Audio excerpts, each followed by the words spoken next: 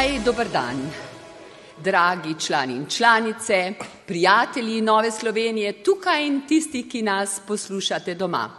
Spoštovani in dragi predsednik, ostali člani vodstva, lepo pozdravljeni. Hvaležna sem, da vas lahko danes nagovorim kot prva kmetica te države. Torej, kot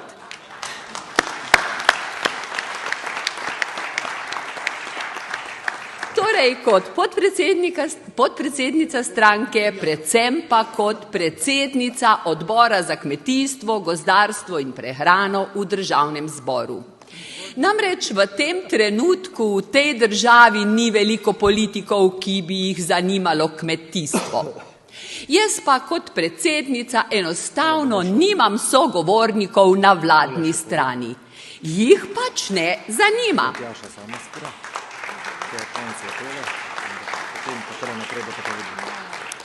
Za vladajoče je nekako slovenski kmet razredni sovražnik. Hočejo ga utišati. Vladajoči niso razumeli, ko so slovenski kmetje mirno protestirali, da bi opozorili na krčenje svojih pravic. Niso razumeli, še več. Nemudoma so pripravili zakon o kmetijsko-gozdarski zbornici in z njim želijo utišati, kaj utišati, ukiniti največjo strokovno in nevladno organizacijo nasploh pri nas, ki predstavlja slovenskega kmeta. Šli so še dalje, sprejeli so famozni zakon o zaščiti živali. Nič jih ni ustavilo, ne opozorila stroke, ne pravniki. Sprejeli so, oni se ne sekirajo. In upam, da bosta šla oba ta zakona na ustavno sodišče. Vendar oni se ne sekirajo. Vendar jaz jim od tukaj sporočam, da njihova ignoranca in njihovo neznanje jih ne odvezuje odgovornosti do slovenskega kmeta. Mi jih bomo klicali na odgovornost.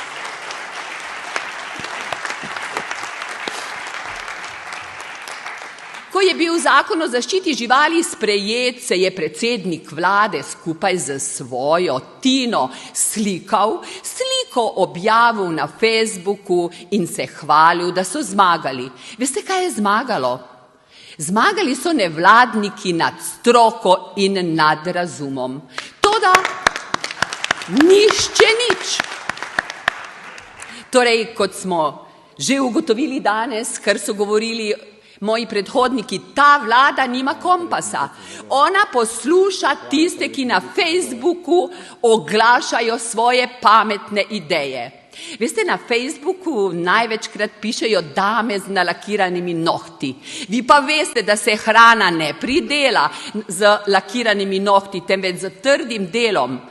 In ideje na Facebooku raznih nevladnikov kmetu ne morejo pomagati nič, ne v hlevu, ne na njivi. Ne bomo jih poslušali dolgo.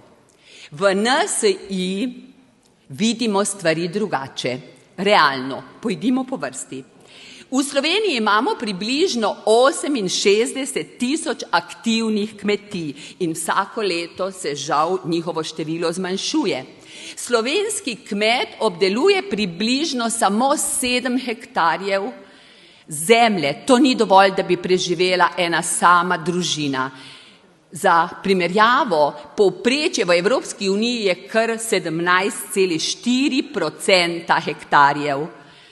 In v Sloveniji imamo kar 57% kmetijskih površin v travinju, to se pravi tistem, kar lahko izkorišča samo živinoreja. Torej je primerno za živinorejo.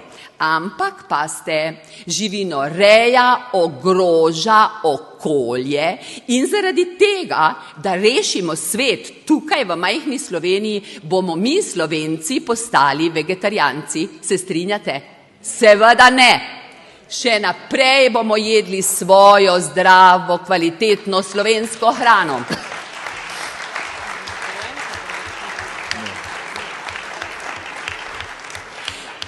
Že prej je Jernej povedal, pa tudi naš predsednik, kdo pravzaprav ogroža podnebje. To so države G20, ki kar 90% vseh izpustov naredijo one. In mi se lahko tukaj pogovarjamo, kolikor hočemo. Mi lahko vpijemo, mi lahko ukinemo kmetijstvo, dokler oni ne rečejo oziroma ne začnejo delati tako, kot je prav, mi ne moremo narediti nič, kot s tem uničiti slovenskega kmeta. Na to je celo opozorila predsednica države na svojem nedavnem forumu, ki ga je posvetila kmetijstvu. Vlada pa nič. Za njih kmetijstvo ne obstaja. Saj veste, nimamo ministra oziroma ministrice za kmetijstvo. Torej, moja trditev je, da slovensko kmetijstvo, ker je butično, ne ogroža nikogar, razen nas samih. Zato, ker imamo premalo obdelovalnih površin, da bi bili v resnici prehransko suvereni. Zato, dragi moji, je vsak kmet, ki pridela kaj za v usta, dragocen in ga moramo podpirati. In Nova Slovenija podpira vse kmete, majhne, srednje in velike. In jih tudi spoštuje.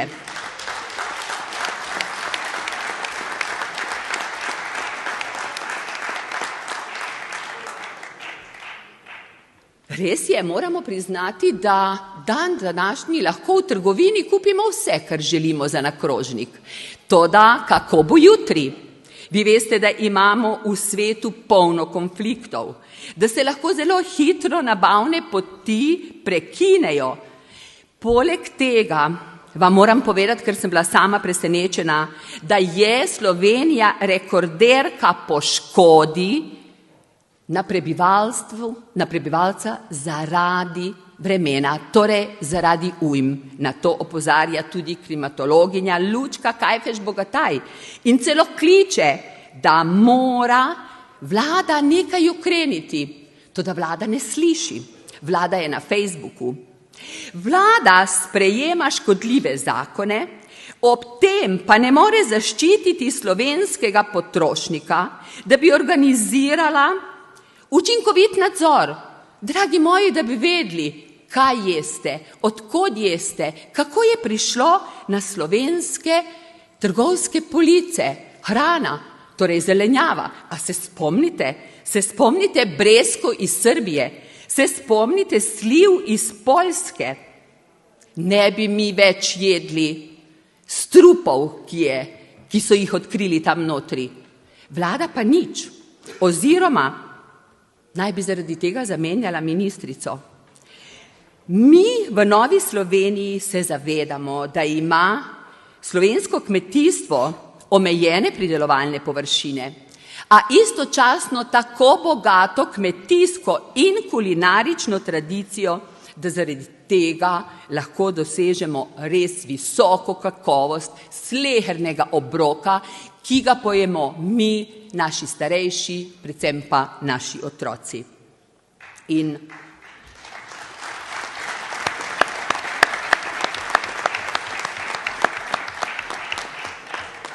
slovenska družba je začela kmetijstvo dojemati drugače in postavlja mu nove zahteve, kot so povezani z zdravjem, z okoljem, kot sem že govorila, z dobrobitjo živali.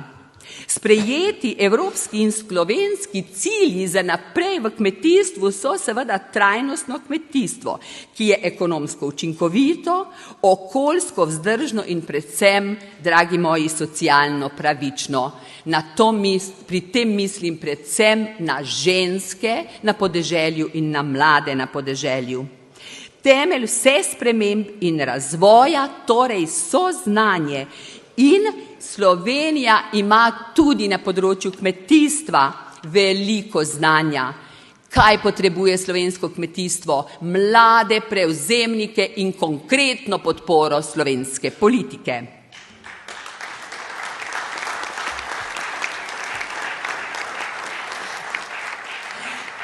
Toda zdravje ljudi pa tudi včasih živali za to vlado nista pomembna. Čeprav, kot sem prej rekla, da so zamenjali ministrico zaradi tega, jaz mislim, da so jo zamenjali zaradi česa drugega. Ker ni dovolj kimala nevladnikom, ko so reševali živalice po Ljubljanici, ko so delali nov nemogoč zakon in žugali slovenskemu kmetu. So jo enostavno zamenjali, novega pa ne najdejo. Ampak ta vlada pa se sekira za vas, veste kje? Ko spremlja cene košarice osnovnih živil in pravi, da so živila vsak dan cenejša. Se strinjate? Seveda ne. Ko greste v trgovino, vidite, da je vsak dan vse dražje, ampak to matematiko seveda razume samo vrhunski menedžer. Jaz ne. V Novi Sloveniji smo zaradi tega sklicali kar nekaj odborov za kmetijstvo, gozdarstvo in prehrano, ki jih vodim sama in smo opozarjali na pomen slovenske živinoreje, na pomen slovenske hrane, na pomen borbe proti divjadi, proti rjavemu medvedu. Se spomnite, kaj je rekel premijer ministru, da naj prekliče pravnomočno odločbo, zato ker je verjetno Tina bila doma huda. Mi smo opozarjali tudi na neodzivnost Uprave za varno hrano, da nam ne zagotavlja nadzora nad hrano. Šli smo celo v Krško na teren, na mojo pobudo, smo tam imeli odbor za kmetijstvo, da smo si ogledali, kaj je v Sloveniji resnično možno, kako je možno skupaj z tistimi, ki nekaj znajo, spostaviti sistem namakanja in pridelati več zelenjave. Več zelenjave ne bomo pridelali z govorenjem, ampak z konkretnimi posegi, kot je podpora recimo namakanju. In če bomo znali pravilno spodbuditi slovenskega kmeta, bo ostal. Glejte, ker dokler dela in diha kmet, ki obdeluje krajino, dokler je Slovenija takšna, kot je, lepa. Lepa je zaradi dela kmečkih rok.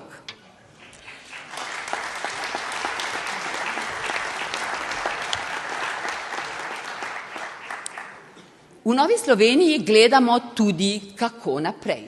Upam, da bomo enkrat imeli ministra za kmetijstvo.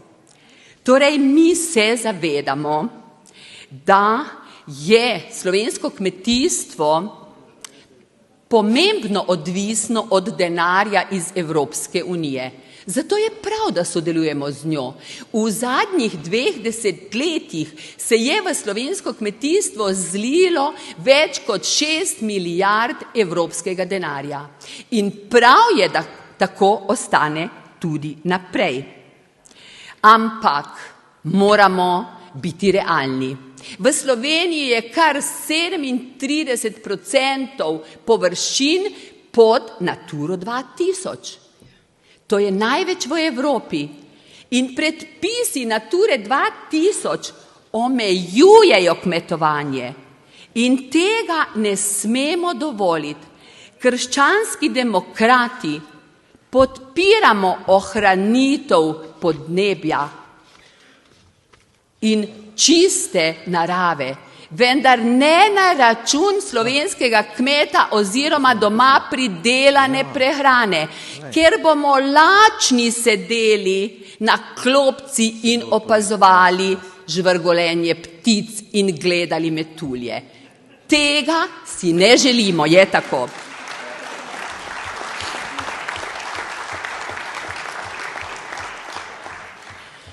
Temelj slovenskega kmetijstva so družinske kmetije. In te morajo ostati tudi naprej temelj kmetijstva. Mi podpiramo, kot sem rekla, vse kmete. Veliki kmete pridelujejo hrano za na trg. Manjši kmetje pridelujejo hrano za svojo družino in za svoje sosedje. Torej vsi mi, oziroma vsi tisti, kot sem že prej rekla, ki nekaj pridelajo, prispevajo pomembno k samooskrbi. In v NSi se bomo torej še naprej trudili izboljšati samooskrbo, torej, da bomo lahko jedli kvalitetno domačo hrano. Podpirali bomo prevzemnike kmetij, torej mlade ljudi, ki bojo z svojim znanjem in z energijo si ustvarili družine na svojih kmetijah in delali že naprej. Ne smemo pozabiti na kmete, ki delajo v težkih obdelovalnih razmerah, kot so gorske, hribovske kmetije, demografsko ogrožena in obmejna območja. Torej, zavzemali si bomo tudi za posodobitev slovenskega kmetijstva, tudi za obrambo pred točo, kot sem rekla, in za namakalne sisteme in tako naprej, za izgradnjo lesno-predelovalne verige.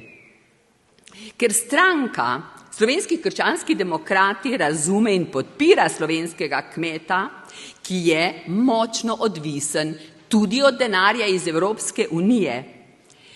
In predpisi Evropske unije so včasih, roko na srce, zelo neživljenjski. Bruselj je daleč.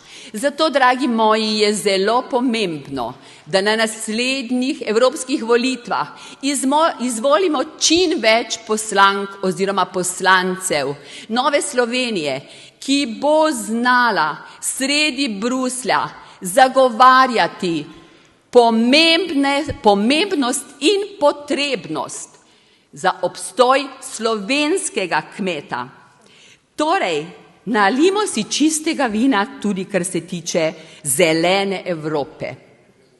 Brez evropske živinoreje, dragi moji, boste za kosilo jedli črve in kobilice iz tretjega sveta. Tega si ne želimo, je tako?